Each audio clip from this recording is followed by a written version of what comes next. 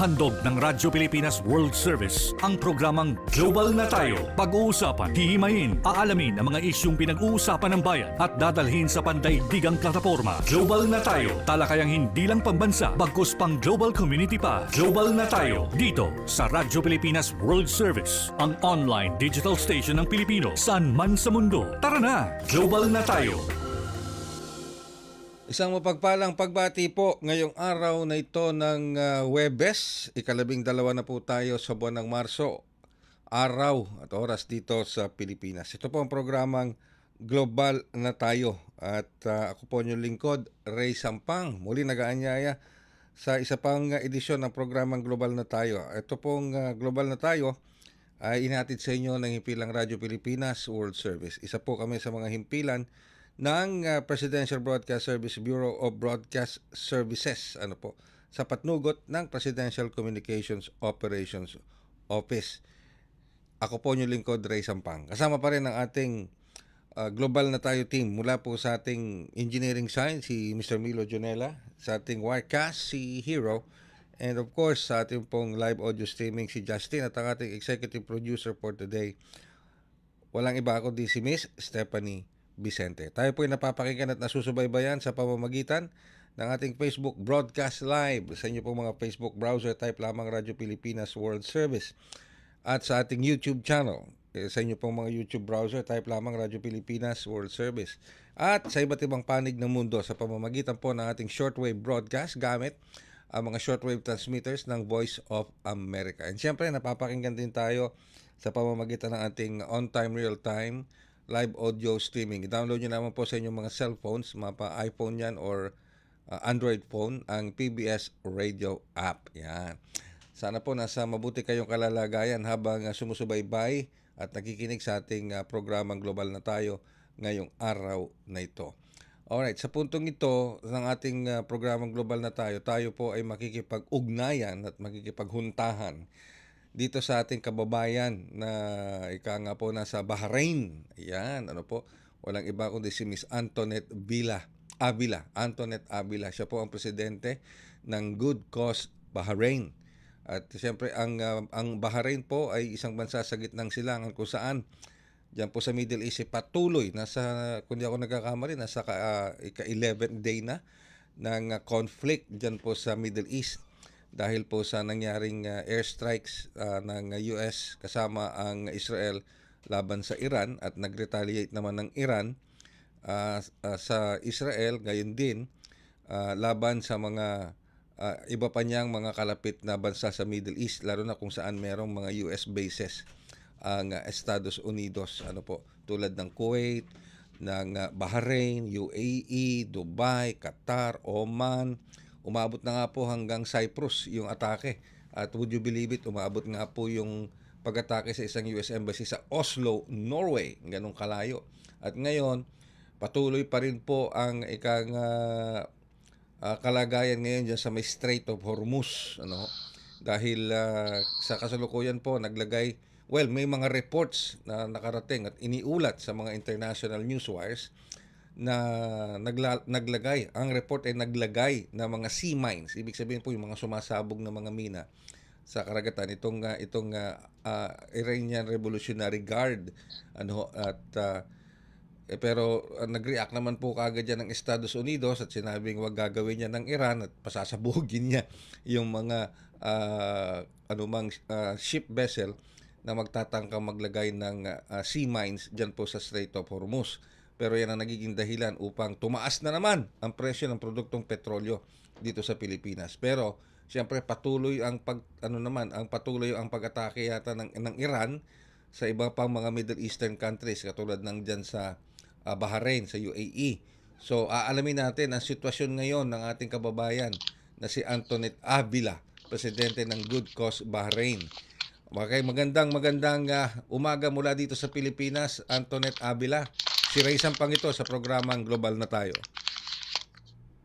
Magandang umaga po sa inyong lahat. Alright. Antoinette. Sige. Sir Ray at Yes.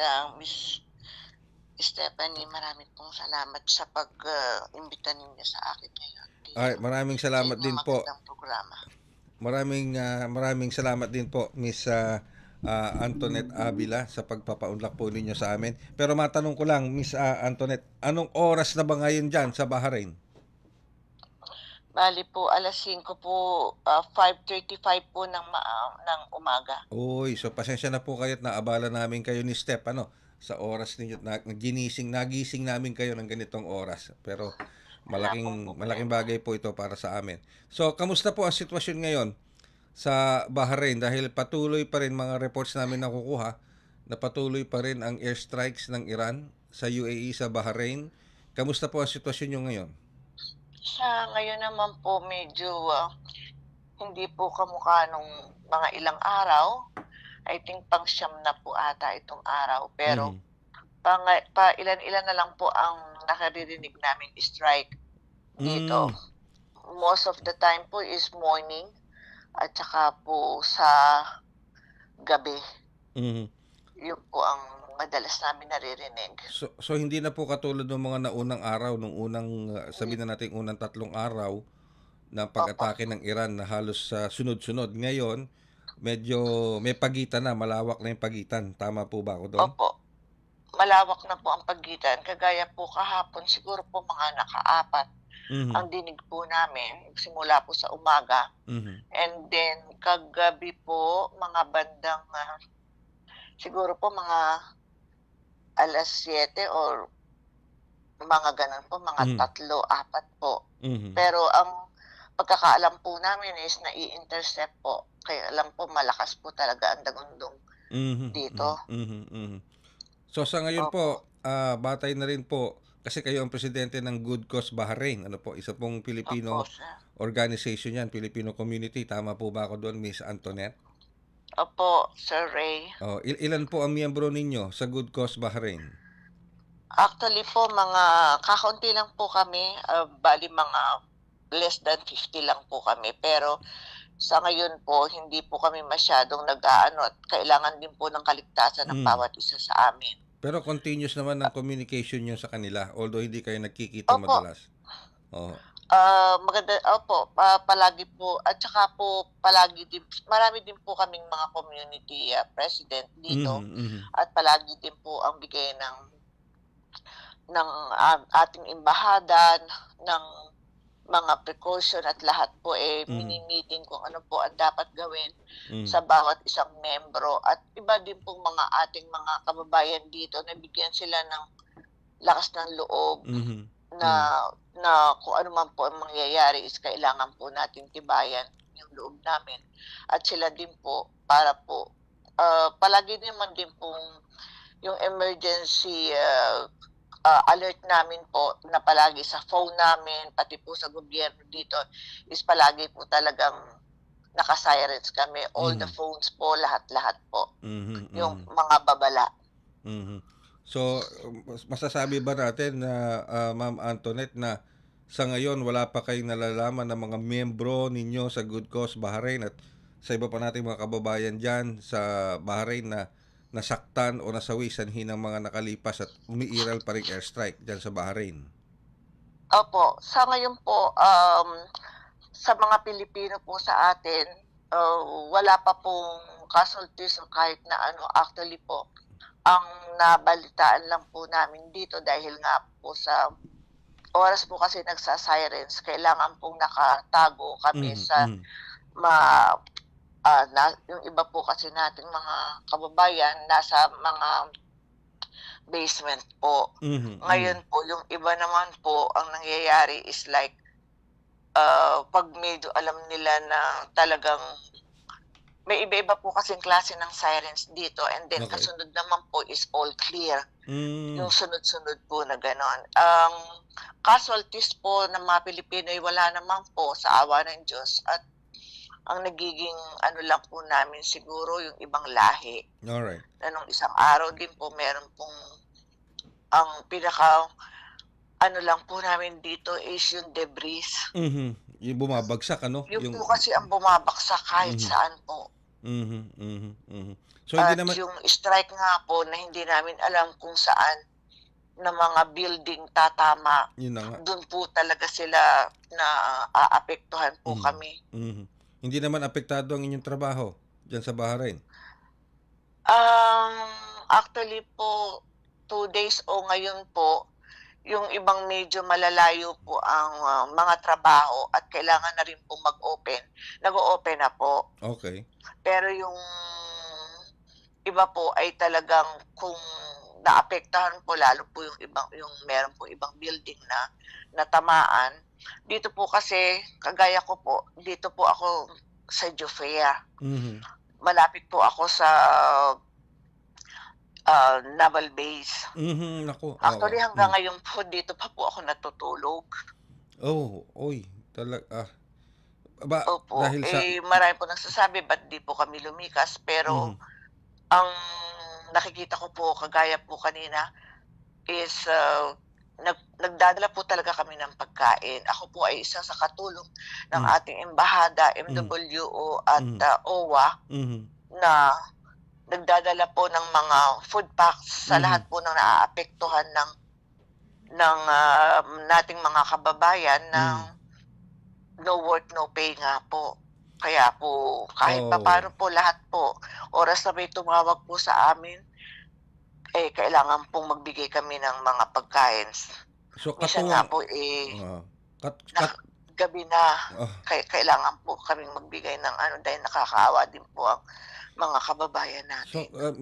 Miss Avila, katuwang pala kayo ng embahada at ng Migrant Workers Office Bahrain para magbigay ng Opo, ayuda, tulong, pagkain dito sa ating mga kababayang pagkain po ng OFWs. OWA po. Wow! Eh, Ang tama ba hawak ko po ay OWA. hmm, nag Ah, Meron din pong mga ibang grupo kagaya po ng guardians dito hmm, po, yung mhm, ating mga katulong sa pag-iimpake, Filipino Club, nandiya-diyan po sila, at saka po mga ALSE, Eagles, sila po pupunta po sa embahada sa ating, tutulong po sila sa pag-iimpake ng ating mga goods. mhm, Ang magde-deliver naman po kasama ko po ang ating OWA mhm. na di-deliver naman po sa iba't ibang, lugar dito sa Bahrain. Kung sino po ang tatawag, kami po ang umiikot. Oy, sana po mag-ingat kayo dahil sabi niyo nga malapit kayo sa may naval base. 'Pag sinabi ba nating naval base ng Ito Bahrain o po naval yung base ng target. Amerika? Opo, Naval dito po base naka-target. Dito po unang, tinarget. o yung naval base ng Ah, US. Naval Opo, base ng US 'yan pinag-uusapan natin. opo, US, Naku, opo. Siguro po mga 2 blocks lang po ako. At marami din po kasing mga kababayan na hindi lumikas, gaya po ng halos sa katabing-katabi lang po ng naval base dito na mhm, hindi po talaga lumilikas. But, ang maganda po is tatawag po sila sa akin, mangungumusta po ako, kung ano nangyayari, basta basta po oras na nag-sirens, nandodo'n lang po sila sa basement at saka wala po sila talagang, ah kumbaga po, kailangan iligtas namin sarili namin po dito. Yung iba po kasi, um, nagpupunta po nagpupunta na po yung iba sa shelter. mhm, mhm, Marami po kasing, hindi naman din po kami pinababayaan ng gobyerno ng Bahrain na talaga mhm, pong tumutulong, pati mhm, pagkain po, lahat mhm, po ng mhm, nationalities na mhm, nagpupunta po dito, nag-a-announce po sila kung saan po yung mga shelter. At mhm, dun po nagpupuntahan yung ating mga kababayan. Ang maganda nga po din dito, 'pag, nalaman namin yung ibang shelter na may mga Pilipino, MWO, OWA po at lalong-lalo na po ang ating embahada sa mhm. pangunguna po ng ating ambassador, nandodo'n po sila para tumulong, kasama po namin sila. That's nice, that's 'Pag nice. meron nga pong sumasabog, nung isang araw may sumabog nga po dito. Malapit sa inyo. Opo, nagtakbuhan na lang po kami, kailangan po naming mag-save. Yung pong driver namin, iniwan na lang po namin sa malaking van. Minsan po Okey. natatawa na lang po kami. Ayun ang talagang ano, eh, 'no, yun ang katangian ng mga Pilipino din, Antoinette, ano, sa gitna ng ano, sa gitna ng panganib nagagawa pa nating tumawa, Doon bilib na bilib ang Opo. ano sa atin, mga foreigner eh. Kaya nga po natatawa na lang po kami nung araw na yun, sa gitna po nung kalsada talagang bigla pong sumabog. Okay. Hindi namin alam kung nasaan. Mhm. Binuksan na lang po namin yung van namin. Iniwan na lang po namin yung isang taga-OWA Mhm. at nagtakbuhan po kami. Kasama ko din po ang vice consul natin at Oo. mga ibang kawani po ng OWA at saka ng SSS. Kasama po namin nagpapamudmud lahat talaga po. Mhm.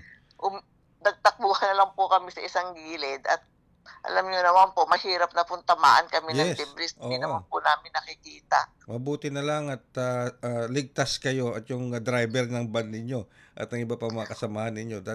Thank God na walang Opo, yun nangyaring na lang po masama ang sa inyo. pinapanalangin namin at kahit po papaano, kahapon po ay nagsagawa ang ating kawanihan ng embahada na magkaroon ng isang mass sa loob po ng embassy at Mhm. kahit po papaano makapagdasal at mailigtas naman po kami, hindi naman din po kami pinababayaan nila. Ayun, that's good. Pero matanong ko lang, Ma'am Miss Antoinette, nabanggit nyo yung iba nating mga kababayan dyan sa Bahrain, hindi nagsilikas. Ibig sabihin, kokonti pa lang ba nag-avail ng repatriation ng Hindi po, gobyerno? ibig ko po sabihin, dito po sa pinaka-main na mga talagang target, kami Mhm. po ay hindi nagsilikas. Okay, Pero okay. po, Mhm. marami pong nag-avail din sa pagkakaalam ko, pero kailangan po nating unahin ang mga bata Mhm, at mhm. yung may mga sakit. Tama, tama, tama. Yun po ang inuuna at inaayos po yun ng at ng ating ng MWO at saka OWA Mhm. na marami din pong tumatawag na gusto nilang magparipat. Okay. Alright. Madami po. Marami. Pero ang iba po kasi, ang sinasabi dito po kasi sa amin na to, sa Medyo Fair, Mhm. marami pong hindi lumikas na kagaya po kahapon, dito po ang ruta namin sa gawin na to. Nakita ko din po ng napakadami pong hindi daw, nagbalikan po sila eh. Okay. Bakit sila nagbalikan? Um, Parang yung iba po kasi nagpunta sa pinakamalalayo at nakikisuyo sa mga ibang kababayan natin. Mhm. At yung iba naman po dito, dahil nag-open nga po yung iba ng home for work, Mhm. sabi nila hindi naman masyado tayo ngayon, kaya nagbalikan po sila. Kahapon po ang dami. Mhm. Nandito po sa Japan, pero nagdala po kami ng pagkain para sa kanila, Ayun. kahit konti. Alright. Pero Ma'am Antoinette, ako'y natutuwa sa ikang napakabukas na loob mo at lakas ng loob mo kasama ng iba pa nating mga kababayang Pilipino na tumulong sa kapwa natin Pilipino na kinakailangan ngayon talaga ng tulong sa gitna ng nangyayari diyan. Pero matanong ko lamang po ito, Miss Abila. Kasi Opo. naging viral sa social media, maging sa mainstream media, yung nangyari dito sa MWO ng Bahrain. Opo. Yung di umano ay merong isang MW officer na hindi naging maganda ang pakikitungo sa isang OFW. Nakarating ba sa inyo ito? Nakarating naman po kasi nung araw po na yon, I think nasa labas na po kami at nagpapamudmud ng mga food packs. Mm. Actually po, ang sabi nga po is napakarami ng tao doon sa Mhm. ating embahada. Mhm. Siguro po sa pagod at sa po niya, Mhm. dahil madami din po kasing masasamang salita na wala po ba tayong ginagawa, yung mga gano'n. Oo. Siguro po na-trigger lang po siguro siya, Oo, hindi po sa na-stress na rin. pinag-aano ko siya or Oo. something. Kasi po una din po siyang tumutulong sa mga tao. Mhm. Itong MW Nakikita din office, po namin. itong MW officer na ito, siya rin yung isa sa mga Opo, naunang tumutulong. Mhm. opo, isa din po siya na tumutulong at yun nga pong iba na mga seafarers po natin, parang siya din po ang nakatulong doon sa mga tao na yun. Mhm, mhm. Yun po yung ibang mga hindi namin na bibigyan ng kung anumang tulong, halos sila po lahat siya po ang nandoon na nakikita namin. Siguro lang po hindi natin po masasabi, kahit po naman kami pagod, 3:00 ng madaling araw po ang uwi namin, Mhm, halos hindi kami kumakain. mhm, Alam po namin na gustong matulungan lahat ng mga tao, mhm. pero siyempre po hindi din masasabi na ang mga tao po, Sir Ray, na natetensyon din po, 'di ba Mhm. po? Opo, oho. Siguro po nagkakasalubong po yung mga ng mga tao na kung ano-ano, kaya hindi hindi po ako makapagsalita kung papaano Yes, po yes. ang Opo, nangyari nung opo, araw na yun. opo. Okay. Pero sa ngayon yata maayos na 'no? Maayos na ulit, bumalik na at kasi na-recall na Bumalik 'no? na po, opo, Oo. pailan-ilan. Ang maganda po kasing ginawa nila, um, 'pag, yung pong mga nangangailangan ng tulong kagaya po namin, may mga sumasagot po doon, Mhm, bibigay lang po sa'min ng pangalan, mhm, tapos po kami ang tutulong. mhm, Meron din pong hotline ang repatriation, at meron din pong hotline yung mga ibang mga ating mga kababayan na nangangailangan din ng yung ibang problema naman po nila. mhm, Kaya mhm, po ang ating, embahada, lahat po ng sangay ng nandodoon sa loob ng ating embahada ay talaga pong napaka-busy po. Hindi po mhm. sila lumulubay ng katutulong sa ating kapwa, kababayan po. Yun. Pero yun nga po, masasabi ko, konting tiis lang po, lahat po kailangan ng patient, Mhm, pare-parehas, kasi po ilang ilang ilang po kami, napakadami po namin mhm, dito. mhm, Hindi po agad-agad natin masosolusyunan yung kung saan po yung pinakamaraming pero ang maganda nga lang po is talaga yung komunikasyon, tawag mhm, po lahat mhm, kung saan-saan pong parte ng sabarin na, o meron ditong ganito, merong kailangan ng pagkain, may kailangan tayong tulungan.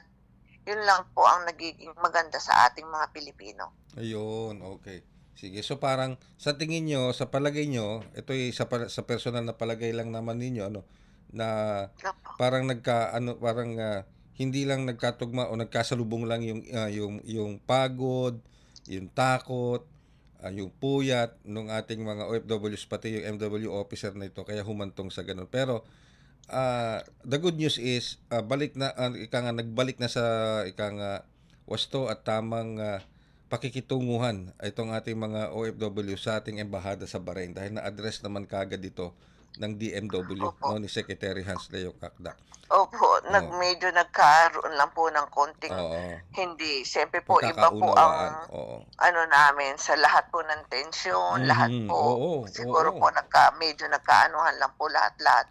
Ang ating mga kababayan, 'di din niyo po masisisi, at Mhm, true, pare-parehas true. lang nga po. Siguro nga po, talagang gano'n ng Yes. mangyayari. Kaya hingin din naman po sila ng dispensa, Mhm, lalo na rin po si secretary. mhm. Lahat naman po kailangan pong tulungan. Yes. Wala pong pinapaburan, wala po lahat. Yes. Kasi kung tutuusin nga po, kaming mga normal na tao na nandito na hindi nagtatrabaho doon, nandodo'n po kami araw-araw Mhm, totoo, totoo. Ang laki na ng sakripisyo tumutulong ninyo, po.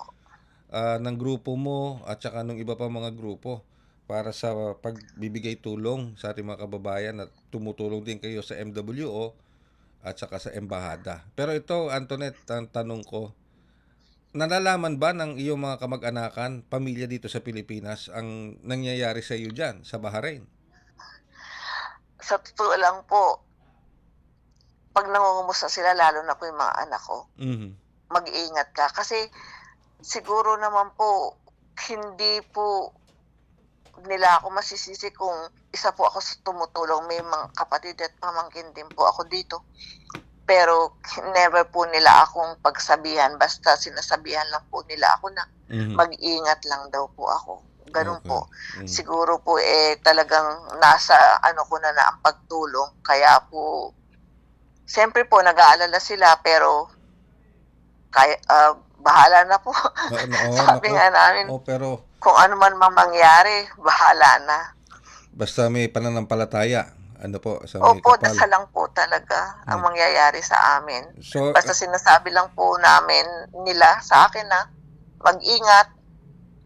At saka kung araw nyo naman talagang kahit po nakatayo kami, kung talagang araw nyo, ganun po mangyayari. Di ba po sabi ko nga sa inyo na pag merong sumabog, magtakbuhan, magtago, at yun nga po, hindi Nako. natin alam kung ano, dasal lang po talaga. okay. Dasal lang po ang laban namin. So kasama nyo dyan yung, tama ba yung narinig ko po, yung mga grupong Eagles, kasama nyo? Sino pang iba pang Kasama po kasama? namin ang Eagles. Guardians? Yung iba pong Eagles po. Guardians? Okay.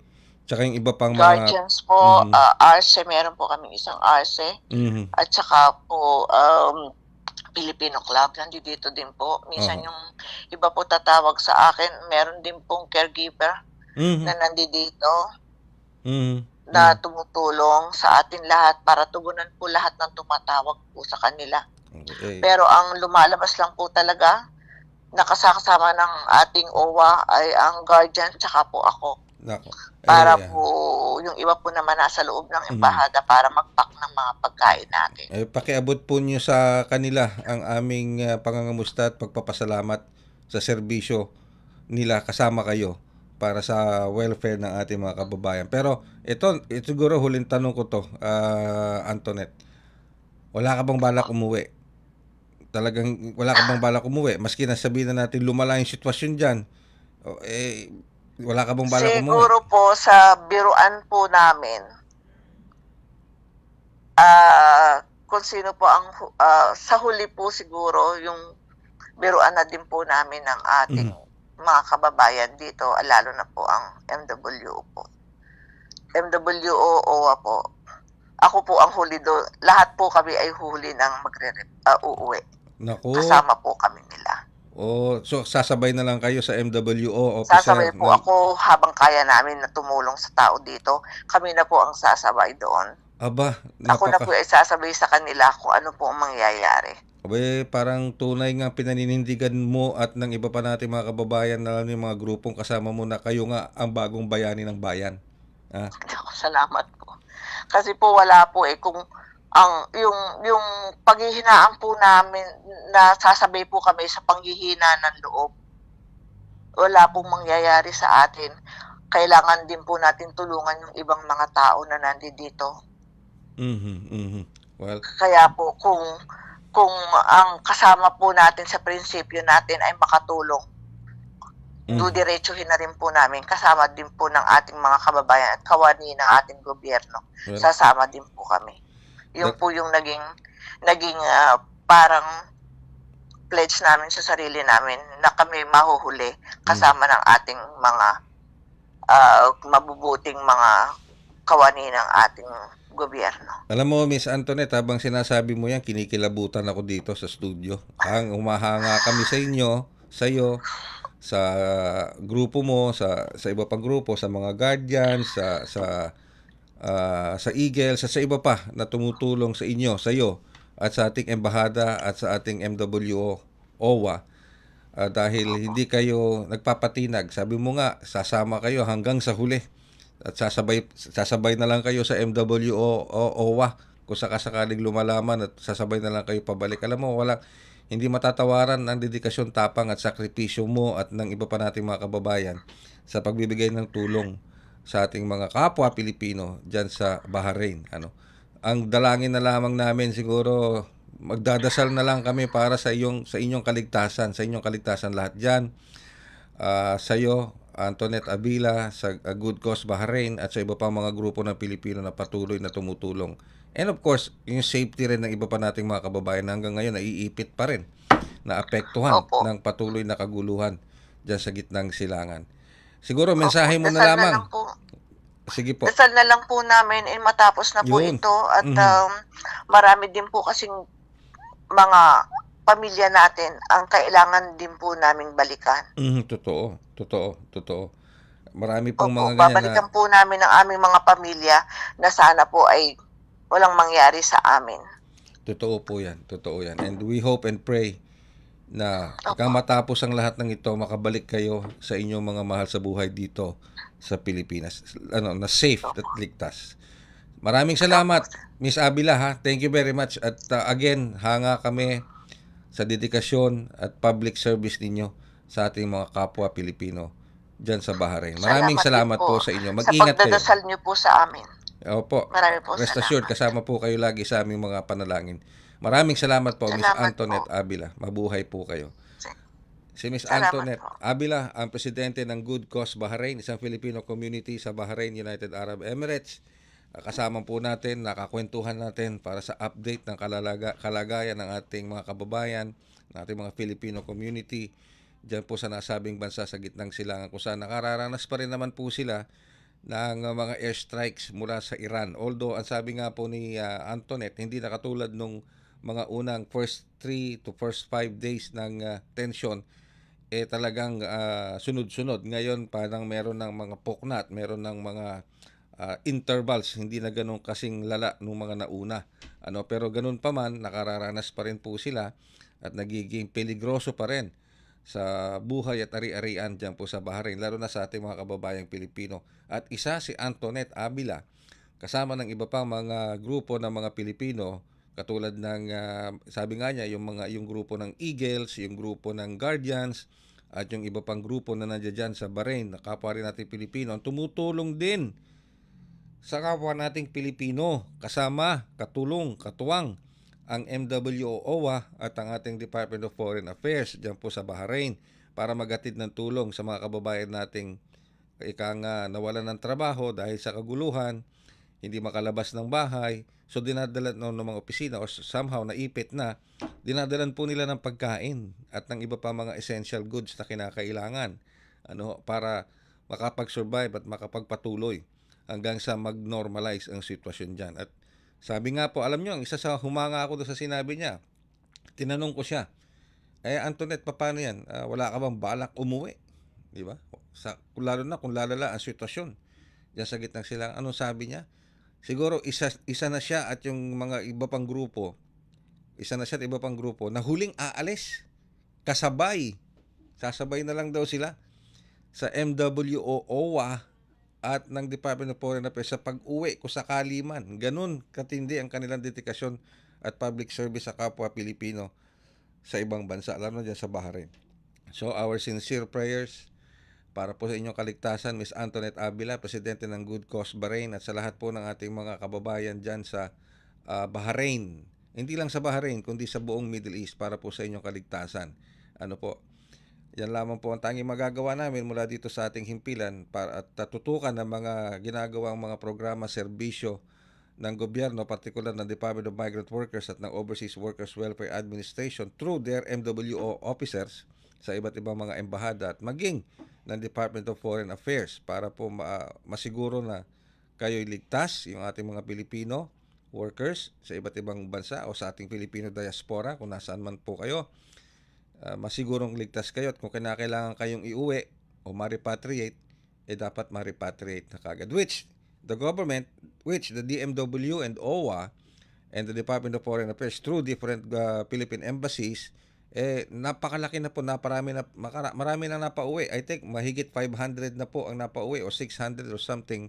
Marami na po.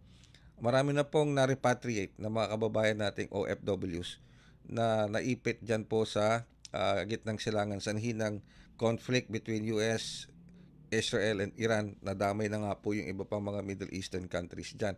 And also affecting supply of oil globally. Kaya ulitin ko po, doon sa mga OFWs natin na nakikinig ngayon at nanonood, napakataas po ng presyo ng produktong petrolyo dito sa Pilipinas. Well, masasabi natin na halos sa buong mundo apektado po. Hindi lang sa Pilipinas kundi sa buong mundo. Maski sa Estados Unidos, nagrereklamo, dumadaing na rin yung mga kakilala natin sa Estados Unidos na mataas ang presyo ng gasolina. Sana baka ina-expect nila baka pumalo pa sa $4 per yung presyo doon, po. Pero hindi lang dito sa Pilipinas, globally ang nagiging epekto nito sa ating bansa. Kaya't sa ngayon, kung di ako nagkakamali, ang 1 litro ng gasolina, ngayon 1 litro ng gasolina, kung 91 octane, nasa 68 pesos. Kung di ako nagkakamali ho. Ngayon, kapag tumaas pa yung octane, 95, nasa 70 mahigit na yan. Okay? Ngayon, sa diesel, yung ordinary diesel, nasa 70 something, mahigit ang diesel. 72, 74. Ganyan. Mas mataas ang diesel isa sa gasolina. Ngayon, meron pang isang uri ng diesel. Yung ano ba yun? Yung diesel max ba yun? Yung super? Ano? Mas mahal po yun. Mas mahal yun. Kumbaga ano yun top of the line na diesel. Ika nga. So, yun po ang sitwasyon dito sa Pilipinas. Pero may mga ayuda na pong nakalatag ang gobyerno. Doon sa mga OFWs natin, nakalatag po yung mga serbisyo ng gobyerno, programa, para tulungang makaagapay ang ating mga kababayan, makabangon. Tulad po nitong financial assistance na ipamamahagi na next week, Martes, I think March 17, yung pong 5,000 pesos na assistance mula sa DSWD through the AIX, para sa ating mga tricycle drivers. Uunahin lang po muna yung mga tricycle drivers. Tapos susunod na yung mga jeepney drivers, susunod na yung mga TNBS, susunod na yung bus drivers. Okay, uunahin muna yung mga tricycle. Pero bukod po dun sa 5,000 na yan, meron din po nakalinya ang DOTR na mga pangayuda financial assistance. So marami pang iba. And inaantabayan din natin, of course, higit sa lahat, kung anong magiging resulta nito pong panawagan ng Pangulong Marcos Jr. sa Kongreso na aprubahan yung kanyang request for the suspension of the excise tax sa mga produktong petrolyo. Pero bukod po kasi doon sa panawagan ng Pangulo sa Kongreso na humiling ng emergency powers to suspend the excise tax, meron pa hong isang panukalang batas sa Kongreso, sa House of Representatives. Nakalimutan ko lang yung number, pero it was authored by Representative Miro Kimbo ng Marikina, para din dun sa ganyan, sa emergency cases ng ganyan na suspension ng excise tax. I think nasa second reading na po siya sa House of Representatives. So, isa na lang, third and final reading, hopefully matapos kagad para kagad na mabawasan yung presyo ng produktong petrolyo. Pero then again, if we're going to talk about it a practical level, reality level, medyo matagal pa po yan. Hindi naman basta-basta kagad maipapatupad. Pero yung pong mensahe na ginagawa lahat ng gobyerno ang magagawa through all legal and constitutional means, ginagawa naman po para maibsan yung epekto ng matinding pagtaas ng presyo ng produktong petrolyo. Ang OWA, DMW, making sure na kung sino yung gusto magpa-repatriate, may uwi sa bansa. At hindi lang may uwi sa bansa, kundi pag uwi dito, ma-reintegrate sila sa lipunan muli para makapagsimula, makapagtrabaho o makapagtayo ng negosyo. Doon din papasok ang isang ahensya ng gobyerno, yung Department of Trade and Industry. Kasi meron po silang isang programa. Ngayong araw na ito, mamamahagi na sila ng tinatawag na OFW Fund. DTI OFW Financial Fund para sa gustong magnegosyo. Pero mahabang istorya po yan. Siguro pag-uusapan natin sa susunod na edisyon ng Global na Tayo. Muli po, ako ang inyong lingkod. Thank you so much sa ating Global na Tayo team. Ako naman po ang inyong lingkod, Ray Sampang. Hanggang sa susunod na edisyon ng Global na Tayo. Handog ng Radyo Pilipinas World Service ang programang Global na Tayo. Pag-uusapan, hihimayin, aalamin ang mga isyung pinag-uusapan ng bayan at dadalhin sa pandaigdigang plataforma. Global na Tayo, talakayang hindi lang pambansa, bagkus pang global community pa. Global na Tayo, dito sa Radyo Pilipinas World Service, ang online digital station ng Pilipino saan man sa mundo. Tara na, Global na Tayo.